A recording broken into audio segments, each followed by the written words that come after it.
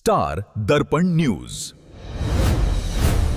सत्याचा आरसा, जनतेचा आवाज. टेम्पोच्या धडकेत दुचाकीस्वाराचा जागीच मृत्यू. नमस्कार, आपण पाहताय स्टार दर्पण न्यूज. चॅनलला अजूनही सबस्क्राईब केलं नसेल तर चॅनलला सबस्क्राईब नक्की करा. पाहूयात आता सविस्तर बातमी.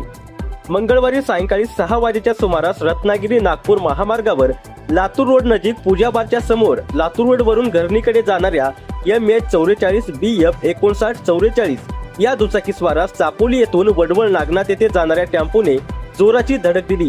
त्यात पंडित नामदेवराव पवार राहणार शंकरनगर तांडा चाकूर तालुका येथील रहिवाशाचा जागीच मृत्यू झालाय. मृतदेह चाकूर येथील शासकीय रुग्णालयात दाखल करण्यात आला असून बुधवारी सकाळी शवविच्छेदन करून मृतदेह नातेवाईकांच्या ताब्यात देण्यात येईल असे रुग्णालयाचे डॉक्टर काळे यांनी सांगितले. पुढील तपास अनिल श्रीरामे व योगेश मारापल्ले हे करीत आहेत.